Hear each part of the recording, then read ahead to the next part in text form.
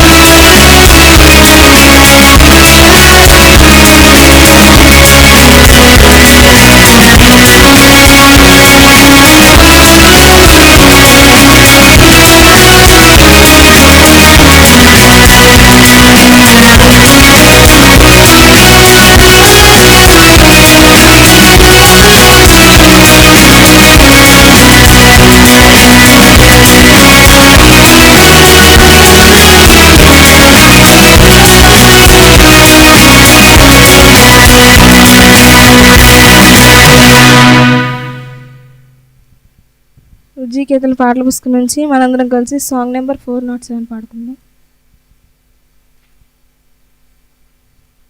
ఆనందం మహానందం నా ప్రియుని స్వరం మధురం ముఖము మనోహారం ప్రియుని ముఖము మనోహారం నశించిన పాపిని నాకు శాశ్వతమైన కృప చూపి నశించిన పాపిని నాకు శాశ్వతమైన కృప చూపి నా యేసుడేగా రక్షించెనుగా నా యేసుడేగా రక్షించెనుగా నా ప్రభువును సేవింతునుగా నా ప్రభువును సేవింతునుగా ఆనందం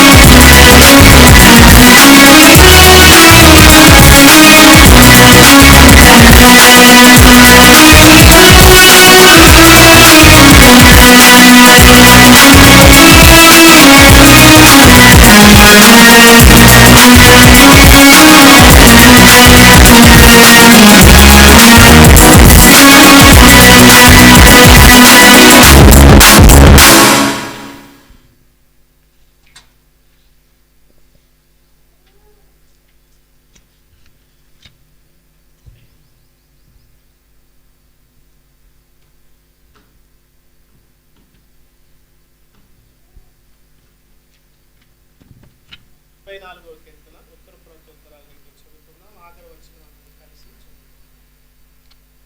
84వ కీర్తన. సునీల్ గారు వస్తారు.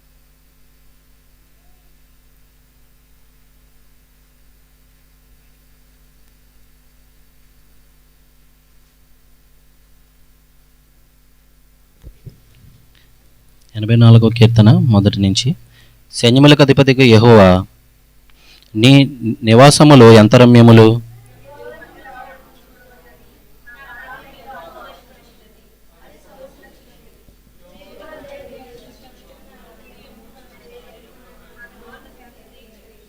సైన్యములకు అధిపతియగు యెహోవా, నా రాజా, నా దేవా, నీ బలిపీఠమునొద్దనే పిచ్చుకలకు నివాసము దొరికెను, పిల్లలు పెట్టుటకు వానకోకిలకు గూటి స్థలము దొరికెను.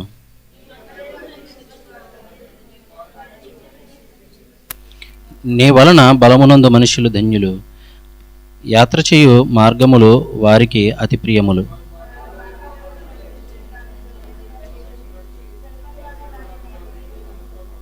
వారు నానాటికి బలాభివృద్ధి నందుచు ప్రయాణము చేయుదురు. వారిలో ప్రతివాడును సియోనులో దేవుని సన్నిధిని కనబడను.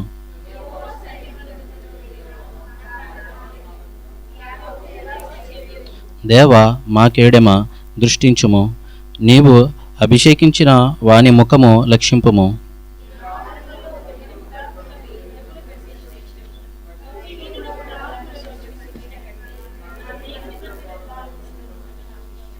దేవుడైన యెహోవా సూర్యుడును కేడెమునై ఉన్నాడు.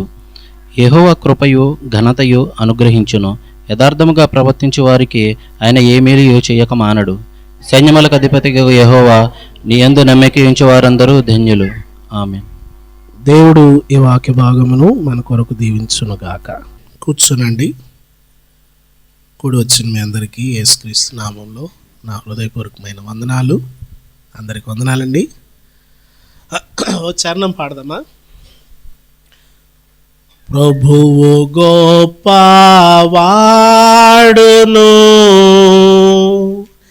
అధిక శక్తి సంపన్నుడు. ప్రభువు గొప్పవాడును, అధిక శక్తి సంపన్నుడు. జ్ఞానమునకు ఆయనే ప్రీతియులేని, జ్ఞానమునకు ఆయనే ప్రీతియులేని, స్తోత్రము దానము చేయే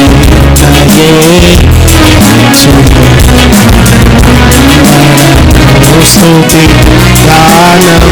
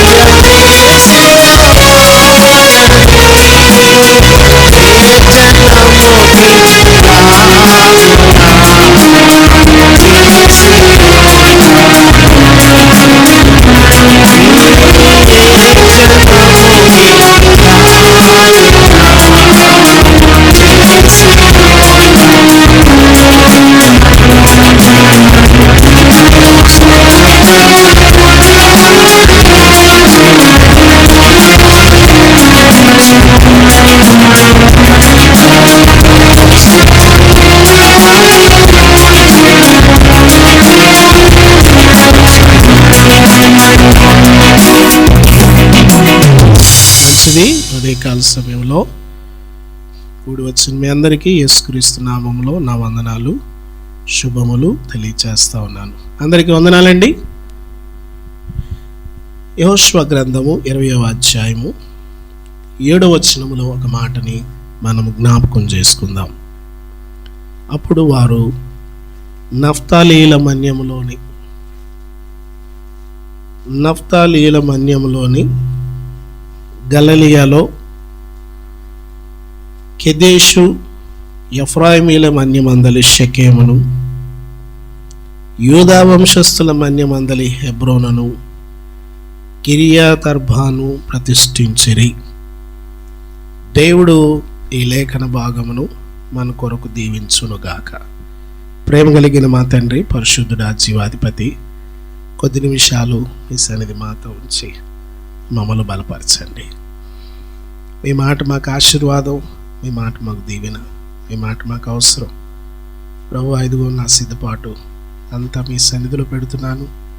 ప్రభువా, నా సిద్ధపాటును ప్రభువా మా తండ్రి మీరు పక్కన పెట్టి మీరు మాతో మాట్లాడండి. మీ స్వరం మాకు వినిపించండి.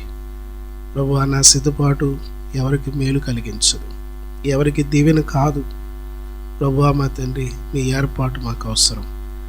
మమ్మల్ని మీ వాక్యం చేత ఈ చివరి దినాల్లో క్రమపరిచి మమ్మల్ని బలపరచండి. నేను వట్టివాడని ఒప్పుకుంటూ నన్ను నేను తగ్గించుకుంటూ యేసుక్రీస్తు పరిశుద్ధ నామములో అడుగుచున్నాం తండ్రి, ఆమేన్.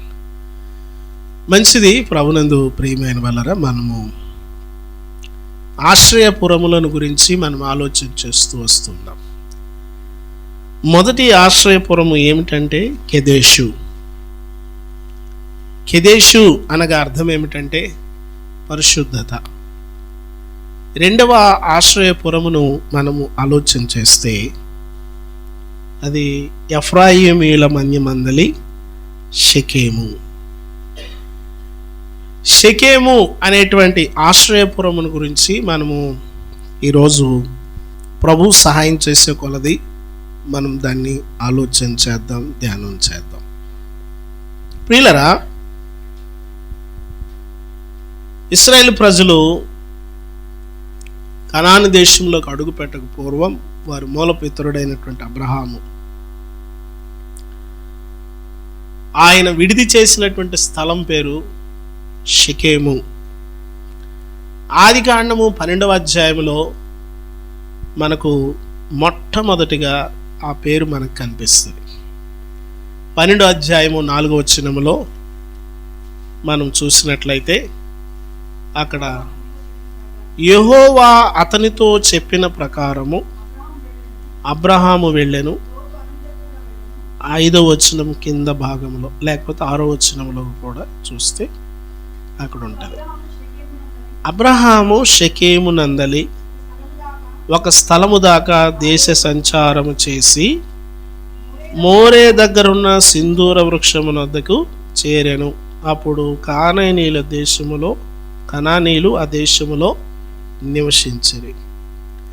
ప్రియులరా, కనాను దేశాన్ని ఇశ్రాయేలు ప్రజలు 430 సంవత్సరాల తర్వాత ఆక్రమించుకొని ఇప్పుడు ఆ షెకెము అనేటువంటి లేవీలకు ఇచ్చినటువంటి భూభాగంలో ఆ ప్రాంతంలో ఒక ఆశ్రయపురాన్ని కట్టమని దేవుడు సెలవిచ్చాడు. ఈ ఆశ్రయపురాల యొక్క ప్రాముఖ్యతను మనం ఎప్పుడూ జ్ఞాపకం చేసుకోవాలి. పొరపాటున నరహంతకుడు చెయ్యరాని తప్పు చేసినప్పుడు ఆ వ్యక్తి రక్షించబడుటకు, ఆ వ్యక్తి క్షేమముగా ఉండుటకు, తిరిగి ఆ వ్యక్తి మరలా సమాజములో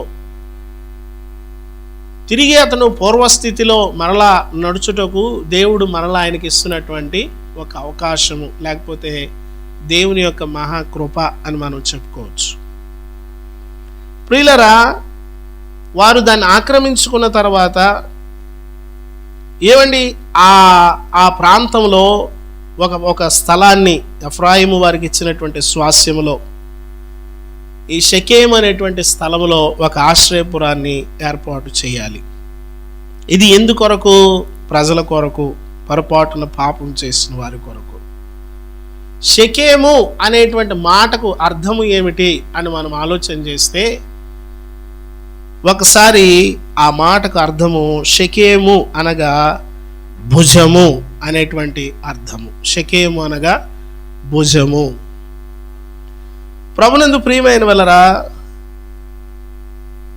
దేవుడు ఇశ్రాయేలు ప్రజలను ఈ మాటతో అనేక సార్లు ఆదరించినట్లుగా మనం చూస్తాం. నేను వారిని నా భుజముల మీద మోసాను, ఆయన వారికి ఆశ్రయముగా ఒక కోటని, ఒక ప్రాంతాన్ని నిర్మిస్తూ దానికి పెట్టినటువంటి ఒక మంచి పేరు ఏంటంటే భుజము. షెకేము అనగా భుజము. దానికి అర్థం ఏమంటే భారములు మోసేటువంటి వాడు. మన ప్రతి భారమును ఆయన భరించేటువంటి వాడు, ప్రతి భారమును ఆయన తీసుకునేటువంటి వాడు. ఎక్కడికి వెళ్ళాలంటే ఇదిగో మన భారములు భరించేటువంటి ఆయన యొద్దకు వెళ్ళాలి. మన భారములు ఏమైతే ఉన్నాయో, మనకి లోకంలో భారాలు ఎక్కువ, లేకపోయినా కూడా భారం పెట్టుకుంటా ఉంటాం. ప్రభునందు ప్రియమైన వాళ్ళరా, నిర్గమాకాండంలో ఒకసారి మనం చూస్తే 19వ అధ్యాయము 4వ వచనాన్ని కానీ మనం ఒకసారి గమనించినట్లయితే, నిర్గమాకాండము ఐగుప్తీయులకు ఏమి చేసెను అమ్మా, సరిగా చదవండి అమ్మా, మొత్తం ఎగిరిపోద్ది ఒక చిన్న పదంతో. అక్కడ ఏమంటున్నాడంటే, నేను ఐగుప్తులకు ఏమి చేసితునో మిమ్మును గద్ద రెక్కల మీద మోసి నా యొద్దకు మిమ్మును ఎట్లు చేర్చుకుంటునో మీరు చూచితిది కదా. గద్ద ఎలా మోస్తుందో నేను మిమ్మల్ని అలా మోసాను. ఏమండి, దాని పేరు ఏమిటంటే భుజము, మోసేటువంటిది. భుజము దేనికి ఉంటుందంటే భారమును మోసేటువంటిది. ప్రభు మనల్ని ఎలా మోస్తాడంట? ప్రభు మనల్ని తన భుజముల మీద మోస్తాడు. మీరు గమనించారా? పూర్వకాలము గమనిస్తే పిల్లల్ని ఇక్కడ ఎక్కించుకుంటారు, అటొక్కాలు ఇటొక్కాలు వేసి. అది ఎంత ప్రేమ తెలుసా? ఎంత ప్రేమ ఉంటే అలా ఎక్కించుకుంటారు తెలుసా? ఇప్పుడు అలా లేదు, నడు అంట. పూర్వం ఏం చేసేవారంటే పిల్లల్ని అలా చక్కగా ఎక్కించుకొని, ఇక్కడ అంటున్నాడు, నేను మిమ్మల్ని ఐగుప్తు దేశములో నుండి, ఏమండి, నేను మిమ్మల్ని పాలు తేనెలు ప్రవహించేటువంటి దేశానికి గద్ద మోసినట్లుగా నేను మిమ్మల్ని మోసుకొని వచ్చాను. ప్రభునందు ప్రియమైన వాళ్ళరా, మనము ఈ షెకేము అనేటువంటి ఈ ఆశ్రయపురంలో మనం ఏమి నేర్చుకుంటామంటే, మనము ప్రభు మన భారములను మోసేటువంటి వాడు.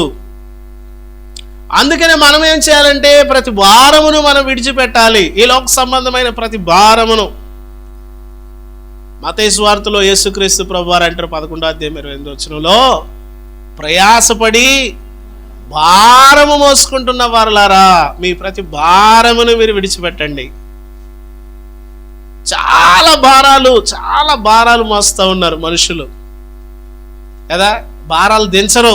ప్రభు అంటున్నారు, మీరు ఆ భారాలు ఏం చేయాలంటే అమ్మా భారాలు దించేయండి అంటే, ఏదో దించిన కాడికి దించుతారు కానీ మళ్ళీ ఏం చేస్తారు? అయ్యే ఎత్తుకొని మోస్తూ ఉంటారు. ఏమండి, మీరు ఆ భారాలు పక్కన పెట్టండి, ఆ భారాలు దించేయండి. మీరు వాటి గురించి ఆలోచించకండి. ఎక్కువగా గమనించినట్లయితే స్త్రీలు ఎక్కువగా భారాలు మోస్తూ ఉంటారు, వాటి గురించి ఆలోచన చేసి. అందుకని హెబ్రీ పత్రికలు ఏమంటాడంటే, ప్రతి భారమును సులువుగా చిక్కులు పెట్టి ప్రతి పాపమును విడిచిపెట్టండి. మీరు ఆ భారాలు మోయబాకండి, అనవసరాన్ని నెత్తినెత్తుకోబాకండి.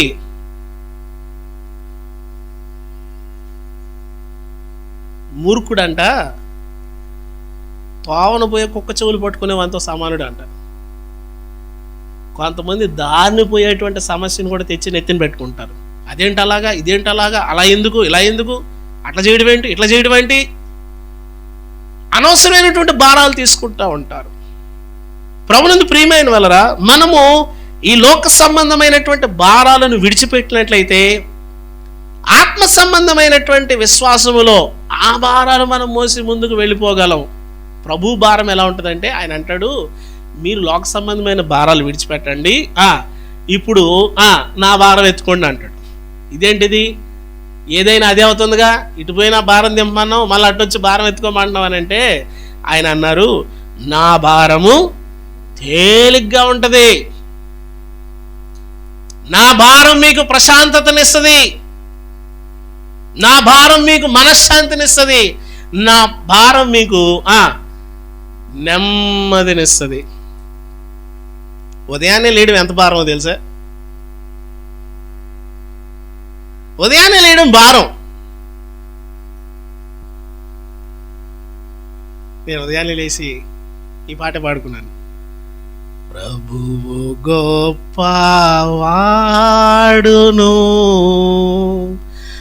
అధిక శక్తి సంపన్నుడు, ప్రభువు గొప్పవాడును. ఉదయాన్నే లేచి ఆయన యొక్క శక్తిని మనం జ్ఞాపకం చేసుకుంటే మనం లేయడం అనేటువంటిది మనకు భారం అనిపించదు. ఈ లోకంలో ఆయన యొక్క భారమును మనం జ్ఞాపకం చేసుకుంటే, మన పట్ల ఆయన చూపించినటువంటి భారాన్ని మనం జ్ఞాపకం చేసుకుంటే ఈ లోక సంబంధమైనవి ఏవి కూడా మనకు భారం అనిపించవు. ప్రభునందు ప్రియమైన వాళ్ళరా, ఆయన మోసిన భారం, ఆయనను జ్ఞాపకం చేసుకుంటే మన భారాలు అసలు మనకు భారంలాగా అనిపించవు. ఏమండి, ఆయన భుజం మీద ఏముందంట? రాజ్యభారము. ఏ భారం అంటూ ఉంటారు, నేను ఈ కుటుంబ భారాన్ని నా వల్ల కాదు నాయన, నా వల్ల కాదు. ఇంకా ఏం చేస్తాను? నీకు గుడ్ బై చెప్పేస్తాను. ప్రభునందు ప్రియమైన వాళ్ళ, ఈ మధ్య చాలా ఫ్యాషన్ అయిపోయింది వీడియో రికార్డ్ చేసి చచ్చిపోవడం. చూసారా? రీసెంట్గా ఒక ఆడ మనిషి, మొన్న ఈ మధ్య ఒక లేడీ, అమ్మా నన్ను క్షమించమ్మా, నీ మాట అనుకుంటే పెళ్లి చేసుకున్నానమ్మా అమ్మా అంటుంది. ఏమ్మా అంత బాధ? ఎందుకు చేసావమ్మా? అప్పుడేమో వాడు అన్నాడంట, నువ్వు నాకు గుండెకాయ అన్నాడంట. వాడు నువ్వు నాకు గుండెకాయ అనేసరికి వెళ్ళిపోయింది. ఇప్పుడు ఆమె అంటే జనాలకి ఏం చెప్తుంది? మీకేదైనా కష్టం వస్తే ఇలాగ వీడియో కాల్ చేసి చచ్చిపోండి అని చెప్తుందా? పనికి మాలిన వీడియోలు, పనికి మాలిన చెత్త. ప్రభునందు ప్రియమైన వాళ్ళరా, యేసు క్రీస్తు ప్రభు వారు సెలవిచ్చే మాట అంటే తెలుసా? ఈ లోకములో నీవు నా భారం ఎత్తుకున్నావంటే ఈ లోకములో నీకేవి భారం కాదు. ఏమండి, ఆయన మన ప్రతి భారమును మోసాడు. ఆయన మన ప్రతి భారమును తన భుజముల మీద పెట్టుకొని ఆయన తీసుకుని వెళ్ళిపోయాడు. ఇక ఏ భారం లేదు నీకేక. ఏమండి, ఆయన అంటున్నాడు, నేను మిమ్మల్ని గద్ద మోసినట్లుగా మోసాను. ఎలా మోసాడంట? గద్ద మోసినట్లుగా మోసాడు. ఏమండి, మాకు ఎప్పుడు అలా అనిపించలేదండి అని అంటే నువ్వు భారం ఆయన చేతికి ఇవ్వట్లా. ఇంకోసారి ద్వితీయోపదేశ కాండంలో కూడా ఒక మాటను చూడండి, 32వ అధ్యాయమా 11వ వచనంలో అనుకుంటా. ఒకసారి చూడండి దయచేసి. ద్వితీయోపదేశ కాండం. పక్షిరాజు తన గూడును రేపి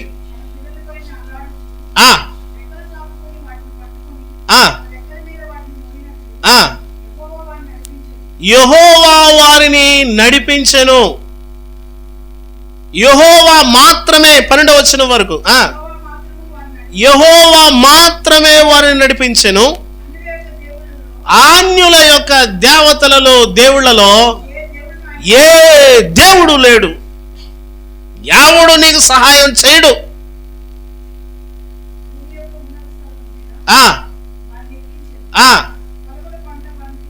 చూడండి ఇంకంతా ఆశీర్వాదమేక. ఆయనకు మనము మన భారములను, అందుకనే నీ భారము యెహోవా మీద మోపమంటే భలేపోయిన ప్రభువా. ఇప్పుడు మీరు ట్రైన్లో ప్రయాణం చేసి ఉంటారు, అక్కడ లైసెన్స్ పోర్టర్ ఉంటాడు, చూసారా? రైల్వే కూలీ.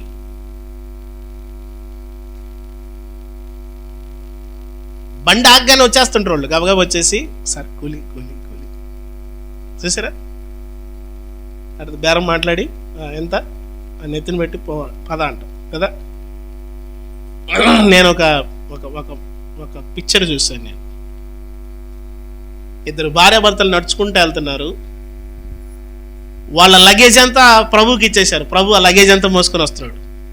ఇక్కడ ఒకటి ఈ చేతిలో ఒకటి, ఇక్కడ ఒకటి ఈ చేతిలో ఒకటి, బ్యాగులన్నీ తీసుకొని ఇట్లా భుజానికి 2 వేసుకొని నడుచుకుంటూ వస్తున్నాడు.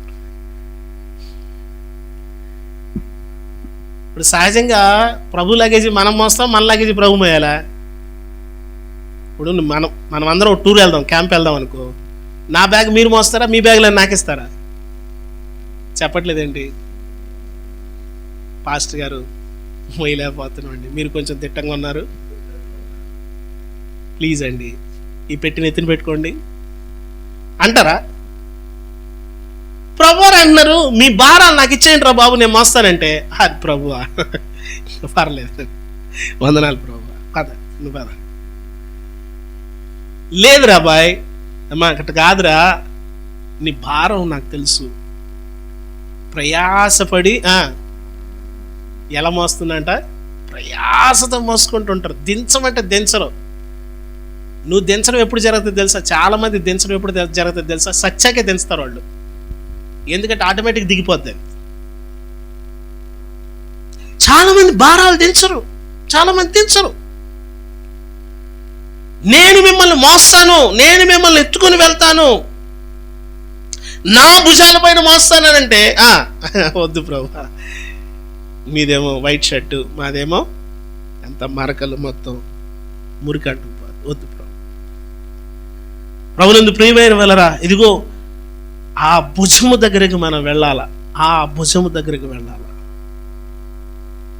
నువ్వేదైనా తెలిసి తెలియక చేసినవి, నువ్వు తెలియక చేసిన వాటి కొరకు నువ్వు ఆ భుజము దగ్గరికి వెళ్ళి దానిపైన అనుకోవాలా. నరహత్య చేసిన వాడేం చేయాలంట?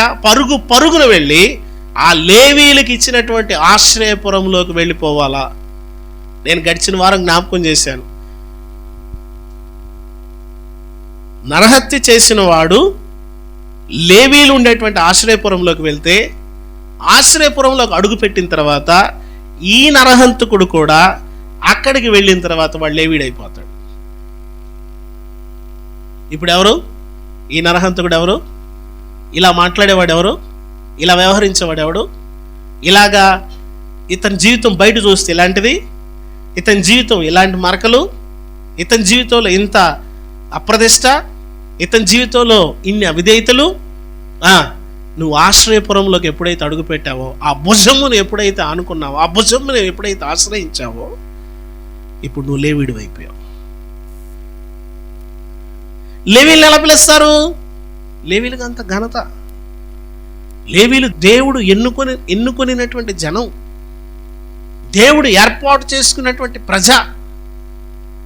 ఏమండి, ఆయన తన యొక్క పని కొరకై ఏర్పాటు చేసుకున్నటువంటి ఒక ప్రత్యేకమైనటువంటి గుంపది.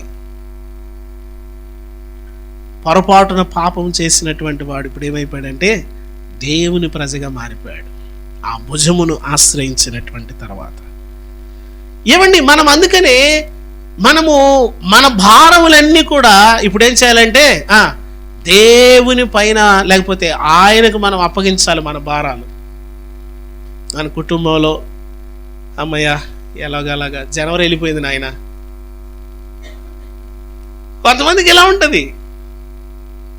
ప్రభునందు ప్రియమైన వాళ్ళరా, మనము ప్రతి దానికి కూడా ప్రభు వైపు చూడడం, ప్రభు పైన ఆనుకోవడం మనం నేర్చుకోవాలా. అంటాడు ఇంకా చూడండి, మనము చూస్తే కీర్తనల గ్రంథం 68వ అధ్యాయంలో 19వ వచనంలో ఒక మాట ఉంటుంది. కీర్తనల గ్రంథము 60, అమ్మా, అనుదినము ఆయన మా భారమును ఆయన భరిస్తూ ఉన్నాడు. అనుదినము మోస్తున్నాడు, ప్రతిరోజు మోస్తున్నాడు. నీ భారాన్ని ఆయన ప్రతిరోజు మోస్తాడు. మనం ఇవ్వం, మనం ఆయనకి మన భారాలు ఇవ్వం. అమ్మా, నీ భారం నేను మోయడానికి వచ్చానంటే నీది నువ్వు మోసుకో ప్రభువా, నాది నేను మోసుకుంటాను. అయినా అది ఎంతవరకు పద్ధతి? మన భారాలు ఆయనకి ఇవ్వడం అది పద్ధతి కాదు కదా, మంచి పద్ధతి కాదు. మన భారాలు మనమే మోసుకోవాలా. నీ భారాలు నువ్వు ఎలా మోసుకోగలవు? నీ భారాలు నువ్వు ఎలా తీర్చుకోగలవు? నీకు ఎలా సాధ్యపడుతుంది? నీకు ఎలా కుదురుతుంది? నీ భారం నువ్వు మోసుకోవడం అంటే నువ్వు ఇక శరీర సంబంధంగానే ఆలోచన చేస్తావు అంతా. దేవుడిచ్చే ఆలోచన కొరకు కనిపెట్టేది ఉండదు. దేవుని కొరకు ఎదురు చూసేది ఉండదు. దేవుడు సహాయం చేస్తాడు నేను ఎదురు చూసేది ఉండదు. ఇక శరీర సంబంధమైన తెలివినంత ఉపయోగిస్తూ ఉంటాం. ఆత్మ సంబంధంగా కొంచెం ఆలోచన చేయవు అసలేక. ప్రభునందు ప్రియమైన వాళ్ళు ఇక్కడ అంటున్నాడు, ప్రతిరోజు మన జీవిత కాలములో అనుదినము మనం చేయగలిగిన పని ఒకటి ఉంది. అదేంటంటే ప్రతి ఉదయమున లేచి మన భారాలను మన ప్రభువు ముందు పెట్టాలి. ప్రతి భారమును మనం ప్రభు ముందు పెట్టాలి. ప్రతి కష్టమును ప్రభు ముందు పెట్టాలి. ఏం చేయాలి? ఏం చెప్పారు చర్చిలు అంటే ప్రభు ముందు పెట్టాలంటలే. ఏం చెప్పారు చర్చిలో? అక్కడేం చెప్పారు? అక్కడ చెప్పారు. ఇక్కడేం చెప్పారు? ఇక్కడ ఏం చెప్పారు? ప్రభు ముందు పెట్టాలంట. భుజమంట భుజమంట ఏదో మొయ్యాలంటలే, అంతే. నీకు అసలు నీకు దాన్ని ప్రాక్టీస్ చేసేది తెలియదు. నీకు ప్రాక్టీస్ చేసేది తెలియదు. ఏమండి, మనము దేవుని సన్నిధిలో మనము దాన్ని అలాగ మన జీవితంలో చేయడం అనేటువంటి తెలియదు. దేవుని దగ్గరికి వెళ్ళి కూర్చోవడం తెలియదు. దేవుణ్ణి అడగడం తెలియదు. దేవునితో మాట్లాడేది తెలియదు. దేవునితో సహవాసం చేసేది తెలియదు. మనం ఒట్టిగా మాటలు చెప్పుకునే మనుషులు అయిపోయాం చివరికి. దేవునితో సహవాసం చేయడం చాలా ప్రాముఖ్యమైనది. అనుదినము ఆయన మా భారమును మనం అనుదినము మనం ఏం చేయాలంటే మన భారాన్ని ఆయన పైన వేస్తూనే ఉండాలి. అనుదినము మన భారాన్ని ఆయన పైన పడేయాల. ప్రతిరోజు మన భారాన్ని ఆయన పైన వేసి మనం ఏం చేయాలంట అమ్మా చదవండి, 19వ వచనం చదవండి. ఆయనను స్తుతించాలా. నీ భారాలు ఆయన పైన పెట్టి నువ్వేం చేయాలా? ఎందుకు? భారం దిగిపోయిందిగా. భారం దిగిపోయింది కాబట్టి ఏం చేస్తాం? అమ్మయ్యా దేవా నీకు వందనాలు నాయన, నా భారం దించేసావు. మన భారాలు చిన్నవి కావు. ప్రభువా ఒక 2 అంతస్తులు కట్టాలా, ఏడో దగ్గర దోచేసుకుని వచ్చి కట్టేయాల. అసలు ఇప్పుడు ఎలా ఉన్నారు తెలుసా మనుషులు? ఇలా వెళ్ళిపోయి పైకెక్కేయాల. అలా ఉన్నారు. ఒక ఆయన అన్నాడు, పిల్లోడు పుట్టాలా 10th అయిపోవాలా. మనుషులు ఎలా ఉన్నారు తెలుసా ఇప్పుడు? పిల్లోడు పుట్టాలా, ఈ ఫస్ట్ క్లాస్ గురించి మాట్లాడద్దు, ఇక కేజీలు మాట్లాడదు, ఇక 10th అయిపోవాలా. పెళ్ళి అయిపోవాలి, అడుగు 2-3 కోట్ల కట్నం వచ్చేయాలా, దాంట్లో 4 బిల్డింగ్లు కట్టేయాలా. మనుషులు అసలు దేవుని దగ్గర వెళ్ళడం కనిపెట్టడం, ఆ వాతావరణం పోతుంది. చాలా వరకు వేషధారణ వచ్చేస్తుంది సమాజంలో, సంఘంలో. ఒక రాజు ఆయన యుద్ధానికి వెళ్ళేటువంటి ఆ దేశం యొక్క మ్యాప్ తెమ్మనేవాడంట. ఆ దేశం యొక్క మ్యాప్ తెమ్మని చెప్పి ఆయన ఏమనేవాడంటే, ఆ దేశం మ్యాప్లో ఈ స్థలాన్ని మనము దాడి చేయని అవసరం లేదు అని దానిపైన ముద్రేసేవాడంట. ఈ స్థలంలో ఉండేవాడు మన శత్రువు అని అనేవాడంట. వాడు నిద్రపోతున్నాడు, నిద్రపోయేవాడి మీద మన దాడి అవసరమా అనేవాడంట. సాతాను కూడా తెలంగాణ మ్యాప్ తెప్పించుకుంటే, కుత్బుల్లాపూర్ మ్యాప్ తెచ్చుకుంటే, నీ హృదయం అనే మ్యాప్ తెచ్చాడంటే దాన్ని ముద్ర వేసి అంటాడు, వీడు మన శత్రువు, వీడి నిద్రపోతున్నాడు, వీడితో మనకు పని లేదంటాడు. ఈడు భక్తి వేషం వేసుకున్నాడు, డ్రామా, మనకేం టెన్షన్ లేదు. పోరాటం ఎవడికి వస్తుంది తెలుసా? ఎవడికి పోరాటం వస్తుంది అనుకున్నావు? నేను పెద్ద భక్తులాగా షోలకి యుద్ధం రాదు. ఎవరికి వస్తుంది యుద్ధం? ఎవరికి వస్తుంది? నిలబడేవాడికి, వీరుడికి వస్తుంది యుద్ధం. ప్రభువు కొరకు నిలబడితే, ప్రభువు కొరకు నువ్వు నిలబడితే అప్పుడు నువ్వు యుద్ధానికి నిలబడగలవు. ప్రభువు కొరకు నువ్వు నిలబడితే నువ్వు వీరుడిగా ఉండగలవు. నువ్వు నిద్రపోతూ ఉంటే, నువ్వు షో చేస్తూ ఉంటే ఆదివారం పూట బైబిల్ తీస్తే, లేకపోతే వారానికి ఒకసారి ఆ భక్తిని వెళ్ళబుచ్చితే, ప్రభునందు ప్రియమైన వాళ్ళరా, దేవుని సన్నిధిలో మనము ఆయనతో చేసినటువంటి నిబంధనకు మనం కట్టుబడి ఉండాలి. ఆయనతో చేసిన నిబంధనకు మనం కట్టుబడి ఉండాలి.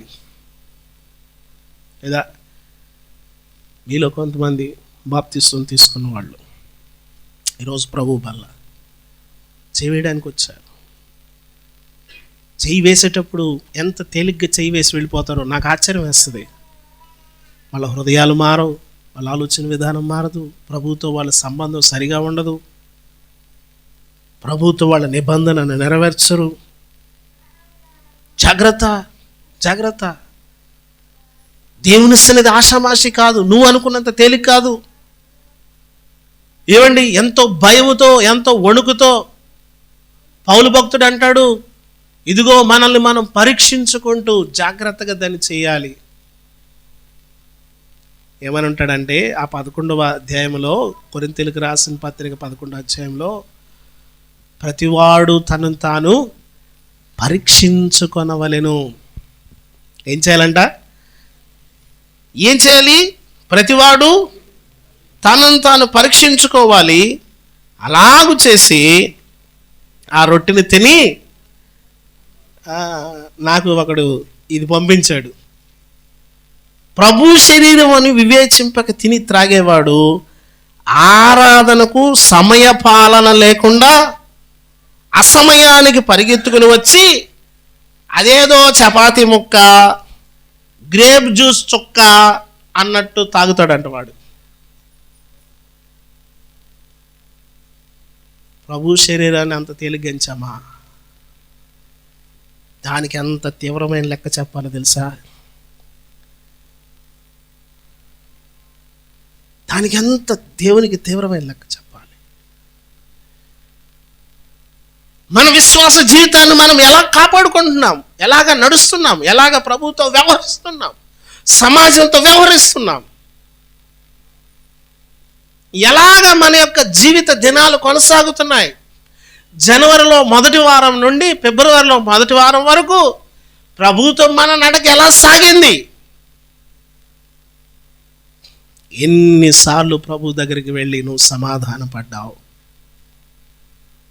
ఎన్నిసార్లు ప్రభుతో, ప్రభువా నేను నీ నిబంధన మీరాను, నీ నిబంధన దాటాను, నన్ను క్షమించు ప్రభువా, నన్ను సరిచేయి, క్రమపరచు, నీ బిడ్డగా మరలా చేర్చుకో, నాకు ఒక అవకాశం ఇవ్వు, నీ కొరకు నేను నడుస్తాను అని చెప్పేసి ఎన్నిసార్లు చెప్పావు? ఎలాగా? నేను అందుకని దాన్ని స్టేటస్లో పెట్టుకొని గ్రూప్లో కూడా పెట్టాను. ఏంటి? ప్రభు శరీరం అని వివేచింపక తిని త్రాగేవారు ఆరాధనకు సమయపాలన లేకుండా అసమయానికి పరిగెత్తుకొని వచ్చి ఇలా తింటారంట. బాగా చేశారండి అమ్మగారు చపాతీ ముక్క. ఎలా చేశారు? ఏంది? చపాతీ ముక్క. ఏం పిండి అండి వేస్తారండి? జొన్న పిండే, గోధుమ పిండి వేస్తారు. ఎలాగండి ఒకసారి చెప్తారా? ప్రభు శరీరం అని వివేచింపక. ఎంత వివేచన కావాలి, ఎంత భయం కావాలి, ఎంత వణుకు కావాలి. నీ హృదయము దేవునితో ఎలా సమాధాన పడాలి, ఎంత సున్నితమైన హృదయం అవ్వాలి.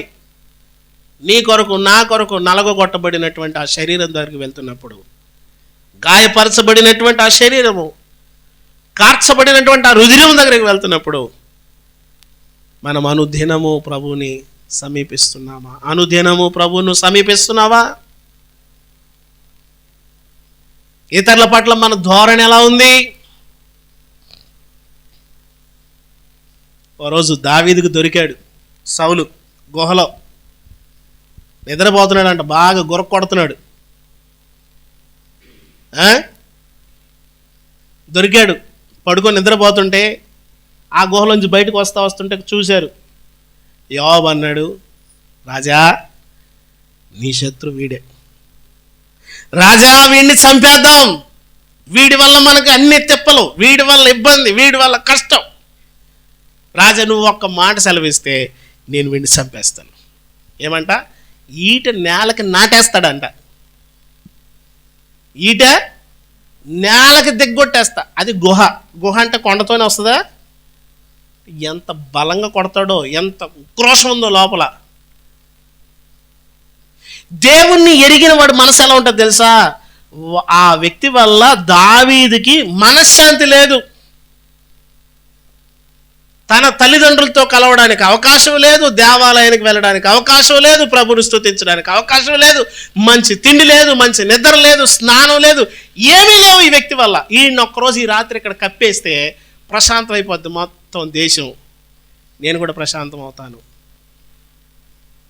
దావీదు మనసును చూడండి, ఆ భారాన్ని దేవుని పైన పడేశాడు. ప్రభువును సమీపించే ప్రతి వ్యక్తి యొక్క హృదయం ఎలా ఉండాలంటే మనల్ని గాయపరిచే వారి విషయంలో చూపించాలా. ఇప్పుడు వచ్చేసి ఒక పాట పాడతారు మోకాళ్ళు లొంగగానే అందరూ, అప్పుడు మొదలెడతావు నువ్వు అసలు కథ, విశ్వరూపం. జాగ్రత్త, దేవునితో నువ్వు నడవాలా, అది నేను చెప్పేది. దేవునితో నువ్వు ప్రతిరోజు నీ నడక ఉండాలా. నీవు ఇతరుల పట్ల నీ హృదయాన్ని పవిత్రంగా కాచుకోవాలా. అదే ఇదే రేపు ప్రభు వచ్చాక కూడా నీది నీదే, నాది నాదే అంటాడు. అప్పుడు మనం ఇక్కడ చెప్పి టాటా చెప్పాలి, పోతా ఉంటాయి. నేను టాటా చెప్పే బ్యాచే, జాగ్రత్త. చర్చిలో మళ్ళీ అన్ని విషయాలు కావాలి నీకు, చర్చిలో అన్ని విషయాలు కావాలి నీకు, అంతా కావాలా. కేంద్రంలో ఏం జరుగుతుందో కూడా కావాలా. సభలాలు ఏం జరుగుతున్నాయి? పందిరులు వేసారా? ఎన్ని పైపులు నాటారు? క్లాతులు కట్టారా? ఆకేసారా? ఒక రోజులో వేసారా? నన్ను ఏమైనా రమ్మంటారా? ఈ బైబిల్ చదవడు ఈ చివరి నుంచి ఆ చివరి దాకా. బైబిల్ చదవకుండా ఒక క్రైస్తవుడికి అసలు నీకు సాయంత్రం అయితే నిద్ర ఎలా వస్తుందో నాకు అర్థం కావట్లేదు. వాక్యం దగ్గరికి నువ్వు వెళ్ళడానికి నీకు మనసే లేదే, ప్రార్థన దగ్గర వెళ్ళడానికి మనసు లేదు, కుటుంబ ఆరాధన లేదు, ఏమి లేదు, చెప్పట్లేదు మీరు. ఫాస్ట్ గారు 4 జోకులు వేస్తారు, ఈరోజు వేయలేదు ఏంటంటారు. దేవునితో నువ్వు సహవాసం చేయాలి, ప్రభుతో నీ నడకుండాలి. ప్రభునందు ప్రియమైన వాళ్ళరా, ఆయన చెప్పింది ప్రతిదీ నెరవేరిపోతూ ఉంది కదా, మీరు గమనిస్తున్నారా? ప్రతిదీ నెరవేరిపోతుంది. ఆయన రాకడకు, యుగ సమాప్తికి అన్ని దగ్గర పడిపోయినాయి, దాదాపు దగ్గర పడిపోయినాయి. మనమేమో చాలా బిజీ, ఏమనంటే ఖాళీ లేదు పాస్టర్ గారు, ఖాళీ లేదండి. ప్రభువుని వెంబడించడం ఏమనుకున్నావు? ఏదో సాగు చెప్పి ఎవడికి చెప్తావు సాగును? పాస్టర్కి చెప్తావా? నువ్వు రాలేదు, నీకు ఆబ్సెంట్ వేస్తున్నా అంటున్నా.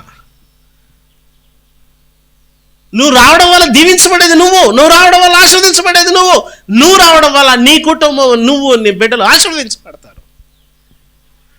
దేవునితో సహవాసం చేయడం వల్ల, దేవునితో నువ్వు దగ్గర అవడం వల్ల నీ భారాన్ని ఆయన ముందు ప్రతిరోజు పెట్టాలి. ప్రతిరోజు దేవునితో సహవాసం చేయాలి, ప్రతిరోజు. లేకపోతే అంటాడు సైతాను ఏమని, ఈ శత్రువు నిద్రపోతున్నాడు, మనకేం ఇబ్బంది లేదు వీడి వల్ల, నీ వల్ల వాడికి ఏమి, ఎవరి వల్ల ఇబ్బంది? లేచినోడు వల్ల. లేస్తే శత్రువు సైతాన్ వస్తాడు, పాస్టర్ గారు అయితే వద్దులేండి పడుకుందాం లేదు కదా, అసలు గొడవే ఉండదు, ఇక ఏముండదు. అందుకనే పాస్టర్ గారు నేను బైబిల్ చదవను. పాస్టర్ గారు మీకు అర్థం కావట్లేదు, నేను బైబిల్ చదవను. అందుకే ఇట్టాడు తలపోటు ఏదో ఉంటుందని ఒక ఆమె అంటుంది, అందుకే నేను చర్చికి రానంటుంది. అవునా? చర్చికి వస్తే పాప మాకు తలపోటు అంట. చర్చికి వస్తే కొంతమంది చర్చికి వెళ్ళాం పాస్టర్ గారు, అప్పటి నుంచి గొడవలు ఇంట్లో. దేవుని సన్నిధిలో నువ్వు సమాధానపడు, శత్రువు ఏదో విధంగా గలిబిలి చేస్తాడు, ఏదో విధంగా సమస్య సృష్టిస్తాడు, మనశ్శాంతి లేకుండా చేస్తాడు. అయినా నువ్వు ప్రభు దగ్గరికి వెళ్ళు, అయినా నువ్వు మళ్ళీ ప్రభుతో అన్నాడు నీ భారాన్ని అనుదినము అనుదినము అనుదినము. ఓ భక్తుడు అంటాడు, కష్టాలు ఎదురైనా నా యాత్రను సాగించు, నష్టాలలోనైనా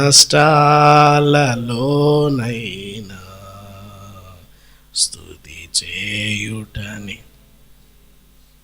దేవుణ్ణి మనం ఇది అడగాల, ప్రభువా ఏ పరిస్థితులైనా నేను నిన్ను అనుసరిస్తా. ఏ పరిస్థితులైనా నువ్వు ప్రభువుని వెంబడించాలి. ఎటువంటి సమస్య నీ జీవితంలో వచ్చినా అప్పుడు ప్రభు నిన్ను చూసి ఏమంటాడు తెలుసా?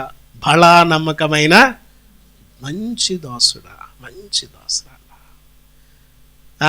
ఈ కొంచెంలో కొంచెంలమ్మా అసలు నీకు అవకాశమే లేదు, అయినా నువ్వు నమ్మకంగా ఉన్నావు. దేవుని సందులో నీ నమ్మకత్వానికి లెక్క అడుగుతాడు. పరలోకి వెళ్ళాక ఏమడుగుతాడు? ఎన్నిసార్లు బైబిల్ చదివా అంటాడు. పాస్టర్ గారు అడుగుతాడు, నేను ఎన్నిసార్లు బైబిల్ చదివా, సిగ్గులేదు నీకు అంటాడు పాస్టర్ గారు. పరలోకి వెళ్ళాక అడుగుతాడా? ఎన్నిసార్లు బైబిల్ చదివావు? నేను రాశాను బైబిల్, చదివావా అంటాడా? మరి బైబిల్ చదవడం ఎందుకండి? ఎన్నిసార్లు ప్రార్థన చేసావు అంటాడా? ఏమడుగుతాడు? పరలోకి వెళ్ళాక అడుగుతాడు, నువ్వు ఎలా నడిచావు, అసలు నువ్వు ఎలా నడిచావు, నీ నడకేంటి, నీ నడక చెప్పు నాకు. మరి మరి ఆ నడక అంటున్నారు కదండి, బైబిల్ చదవడం ఎందుకంటే వేస్టే కదా. బండి కొన్నాక పెట్రోల్ వేస్టా? బండి కొనేసా పెట్రోల్ వేస్టా? పెట్రోల్ నాన్న ఇది. ఆరాధన పెట్రోల్ నీకు. నీ బతుకు నడవడానికి ఆరాధన కావాలా, వాక్య ధ్యానం కావాలా, సంఘక్రమం కావాలా. నువ్వు విశ్వాస జీవితంలో క్రమంగా ఉండడానికి దేవుని సన్నిధి నీకు కావాలా. ఏంది? ఛార్జింగ్, ఒక్కసారి మళ్ళా బూస్టింగ్ అన్నమాట. ఓకే, బూస్టింగ్ ఇంకేమన్నా చర్చిలోకి వచ్చేసి అంటే నీకు బూస్టింగ్ ఏడవుతుంది? సూదులు దబ్బడాలు ఎట్టి పొడిసేయాల. చెప్పట్లేదు, గోతాలు కొడతారు దబ్బలాలు తీసి కచ్చ కచ్చ కచ్చ పొడిచిపడేయాల. అదేంటి పాస్ట్ గారు ఇంత కోపం ఉందా? ఉంటుంది మరి. మేము రాత్రి నిద్రపోకుండా వారం అంతా మళ్ళీ రేపు సాయంత్రం నుంచి మళ్ళీ చదువుకుంటూ ఉంటాను. మళ్ళీ ఏం చెప్పాలో వచ్చి ఆదివారం ఏం చెప్పాలని చదువుకుంటాడు. మీరేమో చర్చికి వచ్చి అంటే వైర్ దూరం లేదు కానీ ఇసురుగొట్టి అనిపించేది మైకు. సిగ్గు లేకపోతే సరే చర్చిలో నిద్రపోతావా? దయ్యం పట్టిందండి నీకు? కొత్త దయ్యాన్ని తీసుకొచ్చావు. దయ్యమా వచ్చే ఆదివారం బాబాయ్ అస్సలు నిద్రపోకూడదురా చర్చిలో. ఇంత దారుణంగా తింటారు తెలుసా? చర్చి వాసం పాసం లేకపోతే సరే. మేమేమో మళ్ళీ అవంటది లైట్లా పడుకోండి ఉండమ్మా తల్లి పొద్దు 2-3 పసగా చదువుకునేమ్మా కాసేపు చదువుకుంటా కూర్చుంటుంటే మీరేమో చర్చికి వచ్చేసి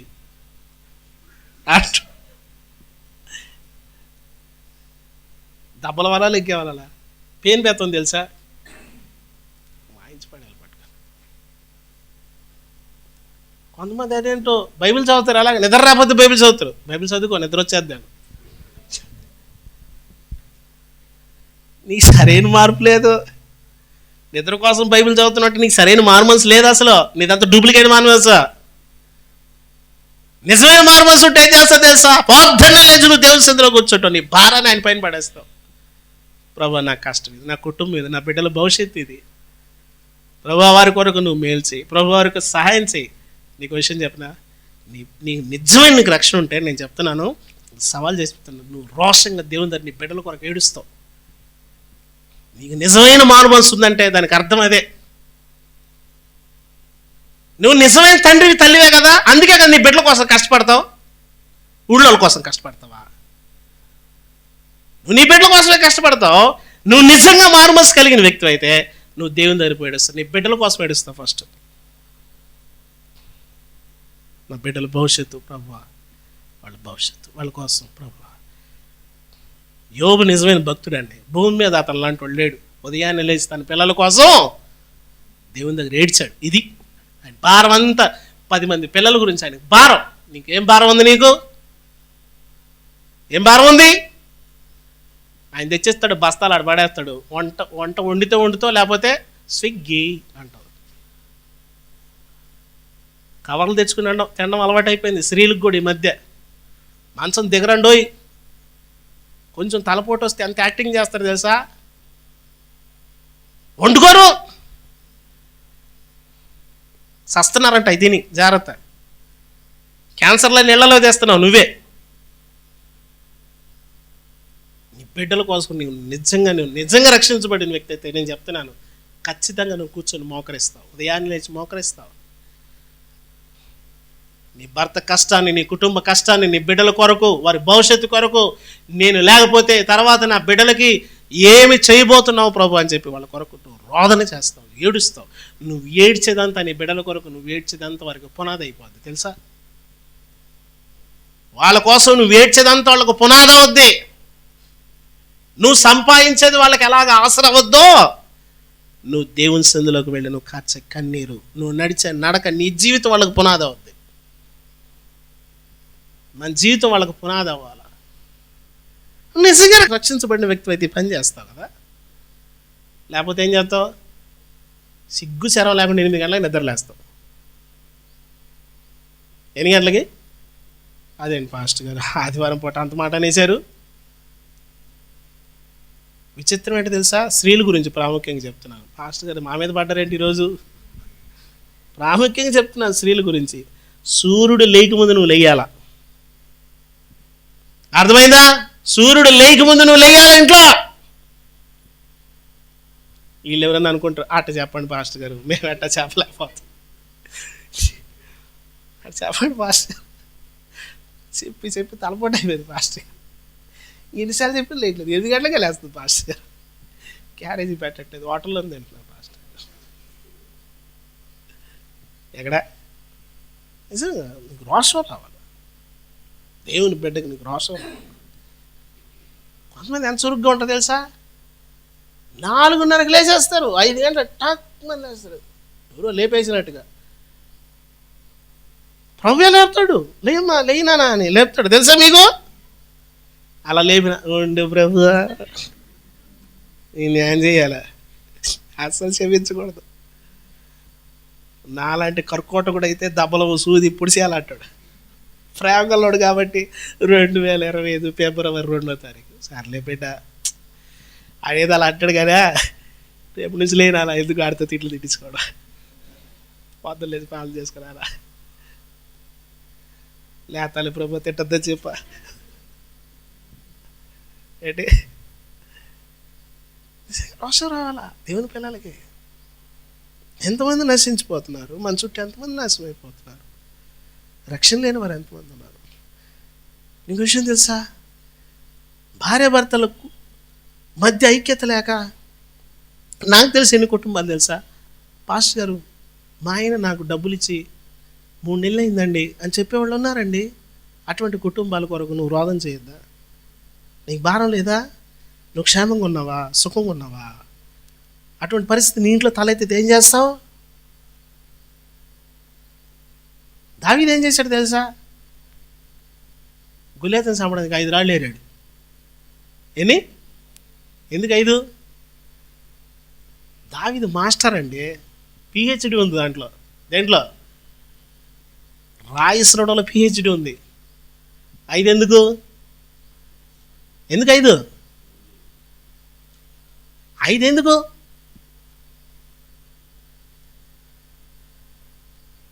దేవుని సన్నిధిలో నువ్వు ముందుగానే డబ్బులు ఎలాగ దాచుకుంటావో దేవుని సన్నిధిలో భక్తిని కూడా నువ్వు దాచుకోవాలా. ఇంకొంచెం స్పేర్ ఉంది నా దగ్గర, అది ఉండదు. దావీదు 5 రాళ్ళు ఎరుకున్నాడు అంట. 5 రాళ్ళు ఎరుకున్నాడు. ఒక రాయి కొట్టేశాడు, మిగతా 4 రాళ్ళు పడుంటాయి మన దగ్గర. ఎరా రే 4 రాళ్ళు ఉన్నాయి ఇక్కడ, వేసేస్తా జాగ్రత్త. ఇప్పుడు అపవాది దావీదు దగ్గరికి వెళ్ళాలంటే ఏం చేస్తాడు చెప్పాలి. వాడి దగ్గరికి వదిలేరా నాయన, లేనిపోయింది. వాడి దగ్గర 4 రాళ్ళు ఆల్రెడీ 4 రాళ్ళు రెడీ చేసి పెట్టుకున్నాడు రా. లేనిపోయింది ఏ పక్క నుంచి విసురుతాడో మనకు తెలియదు, ఎట్టొచ్చి తగులుతో తెలియదు. అనవసరంగా గోపలు అంత పెద్దోడు దామని పడిపోయాడు. మనం అసలు కానీ అజాపజా ఉన్నవరా. దేవుని బిడ్డలు ఏం చేయాలా? చాలామంది అవసరతలు తీర్చే వ్యక్తిగా ఉండాలి నువ్వు. వాళ్ళ కొరకు నువ్వు కన్నీరు కార్చే వ్యక్తిగా ఉండాలి. ఎంతమంది కనిపిస్తారు తెలుసా? నాకు చాలా బాధ వేస్తుంది. మా ఆయన డబ్బులు ఇడండి, ఆ కుటుంబం ఎంత దుఃఖంలో ఉంది, ఆ తల్లి ఎంత దుఃఖంలో ఉంది. మా ఆయన నాతో మాట్లాడండి, ఆ కుటుంబం ఎంత వేదనలో ఉంది. నీకు సౌఖ్యంగా ఉందా? నీ ఇల్లు వాతావరణం బాగుందా? ఇప్పటికీ ఈ టైంకి బాగుందా? సిద్ధపరచుకోకపోతే వెనకాల ఉంటాయి సమస్యలు. అందుకని దారేసుకోవాలి నువ్వు. అనుదినము వెళ్ళాలి. ఆయన అనుదినము ఆయన మా భారాన్ని భరిస్తున్నాడు. నువ్వేం చేయాలా? నువ్వు భరిస్తున్నావు కదా, మాకు అదే కావాలా. ఆయన భరిస్తాడు, మనం ఏం చేయాలా? మనం ఎలా స్తుతిస్తాం? ప్రభువా ఈఎంఐ కట్టాలి, ప్రభువా డేట్ దగ్గర ఈఎంఐ డేట్ దగ్గర ఏంటి మనకి మన భారం ఏంటి? ప్రభువా ఏంది నీ భారం ఏంటి? వేడ స్తుతిస్తావు. లేచి ఉదయాన్నే లేచి 25వ కీర్తన పాడండి. మ్యూజిక్ కీర్తనలో ప్రభువు గొప్ప వాడును, అధిక శక్తి సంపన్నుడు, జ్ఞానమునకు ఆయనే మితియులేని వాడని. పాడండి అందరూ. దేవునికి స్తోత్రము గానము మంచిది, మనమందరము స్తుతి గానము. నువ్వు గానం చేస్తేనంట మంచిది. నువ్వు గానం చేయి ప్రభుకి, ఎంత బాగుంటుంది. దేవునికి గానం చేయరు, సినిమా పాటలు పెట్టుకో, పొద్దున్నే ఫోన్ తీసి పట్టుకుంటారు.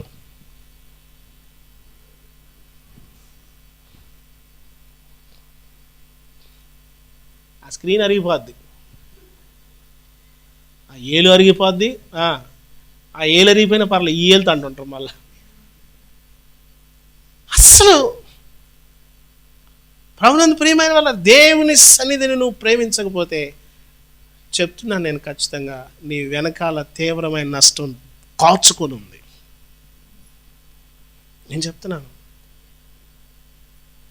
ఒక చిన్న అవకాశం కూడా ఉంది. ఏంటంటే నువ్వు దేవుని దగ్గరికి వెళ్ళు ప్రతిరోజు, నీ భారం ఆయన మీద వెయ్యి. ఇంకా అంటున్నాడు 22వ కీర్తనలో చూడండి, 8వ వచనం. 22వ కీర్తన 8వ వచనం, యెహోవా మీద నీ భారం మోపు, ఆయన వానిని విడిపించునేమో. వాడాయనకి అంత ఇష్టడు, భారం వేసేవాడు ఆయనకి ఇష్టడు. ప్రభునందు ప్రియమైన వలరా అంటున్నాడు. మళ్ళీ చదవండి సిస్టర్ గారు. యెహోవా మీద నీ భారం మోపుము, అదిగో ఆయన వాణ్ణి తప్పిస్తాడు. నీ భారము తీసుకుని వెళ్ళి ఏం చేయాలా? ఆ భుజం మీద వేసేయాల, ఆ భుజమును ఆశ్రయించాలా, షకేమును ఆశ్రయించాల కదా. మా ఊర్లో ఒకసారి ఒక లారీ ఒక బ్రిడ్జి కింద పడిపోయింది. ఆ లోడు బ్రిడ్జి కంటే పెద్దది. అదేంటంటే అగ్గిపెట్ల లోడు, మ్యాచ్ బాక్స్. దొరికినట్టు ఎత్తుకెళ్ళిపోయాడు. దొరికినాడు. అగ్గిపెట్లు ఎన్ని అగ్గిపెట్లు చేసుకుంటా అప్పుడు.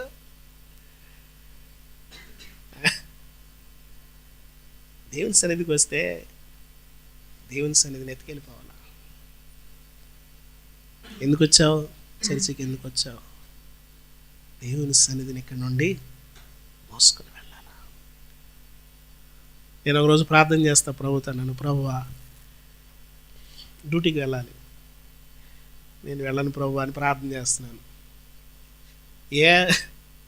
నాకు వచ్చిన క్వశ్చన్ ఎందుకు? నేను నా నోరు దురుసు ప్రభువా, నా ఆలోచన మంచిది కాదు, నేను నిలబడలేను ప్రభువా, నేను జారిపోతాను ప్రభువా, నాకు సహాయం చేయి ప్రభువా, నేను బలహీనుడు ప్రభువా. నేను ఇలా ప్రార్థన చేస్తా ఉన్నాను దేవుని సన్నిధిలో చాలా దుఃఖంతో. నా భారం అంతా ఆయన పైన పడేశాను, చాలా కన్నీరు గారుస్తున్నాను. నేను ఊరికినే బలహీనుడిని అయిపోతున్నాను, నేను ఊరికినే పడిపోతున్నాను, ఊరికినే తప్పిపోతున్నాను అని నేను ప్రార్థన చేసి వాక్యం చదువుతున్నాను. అప్పుడు నా భాగం ఆదికాండం 46వ అధ్యాయం చదువుతున్నాను. నేను లోకంలోకి వెళ్ళలేను ప్రభువా, లోకంలోకి వెళ్ళలేను ప్రభువా, నేను బయటికి వెళ్ళలేను ప్రభు, ఎక్కడే ఉంటానని ప్రార్థన చేస్తూ నేను చదువుతున్నప్పుడు ప్రభు నాతో మాట్లాడాడు. 3వ వచనంలో 46:3, ఆయన నేనే దేవుడను, నీ తండ్రి దేవుడను, ఐగుప్తునకు వెళ్ళుటకు భయపడకుము, అక్కడ నేను గొప్ప జనముగా చేసేదను, ఐగుప్తునకు నేను నీతో కూడా. నేను చదువుతున్నప్పుడు ఆ గూకి దీర్ఘం ఉంది చూసారా, అక్కడ లాక్ అయిపోయాను. నాతో కూడా వస్తావా? అవునందు ప్రియమైన వారు, మనం వెళ్తుంటే మనతో కూడా ఆయన వస్తాడు. నేను బయటికి వెళ్తే, నేను కంపెనీకి వెళ్తే నా మాట మారిపోతుంది, నా పదజాలం వేరుగా ఉంటుంది, నేను నీ కొరకు నిలబడలేకపోతున్నాను, సాగలేకపోతున్నాను, బలహీనుడిని అయిపోతున్నాను. నేను వెళ్ళను ప్రభువా. ప్రభు నా చెప్పిన మాట, నీవు ఐగుప్తునకు వెళ్ళుటకు భయపడకము, నేను నీతో కూడా, నేను నీ తండ్రి దేవుడను. బా, ఇట్లాంటి మాట ఉంటుందా బైబిల్లో అనిపించింది నాకు. నీ భారం ఏం చేయాలా? ఆయన తప్పిస్తాడేమో వాడిని, వాడు ఆయనకి ఇష్టడు కనుక నువ్వు ఆయనకి ఇష్టడు అయితే, వాళ్ళు అంటున్నారు తప్పిస్తాడేమో, కాదు తప్పిస్తాడేమో అని వాళ్ళు అంటున్నారు, కానీ ఖచ్చితంగా చెప్తాం మనం, తప్పిస్తాడు. ఏం చేయాలి? దేవుని దగ్గరికి వెళ్ళి మనవి చేసుకో, నీ మనవులు ఆయనకి చెప్పు. 55వ కీర్తన 55వ కీర్తన 22వ వచనం, నీ భారమంతా, ఇలాగా నీ భారము అనడం కన్నా నీ భారమంతా యెహోవా మీద మోపు. ఏమండి, భరింపరానివన్నీ, భరించలేనివన్నీ ఏం చేయాలా? మనం ఏం చేస్తామంటే సహజంగా ఆయన మీద మోపంగానే వాళ్ళకెళ్ళకి చెప్తాం. నీకు ఒకటి చెప్పాలి అంటారు, ఎవరికి చెప్పకంటారు. ఎవరికి?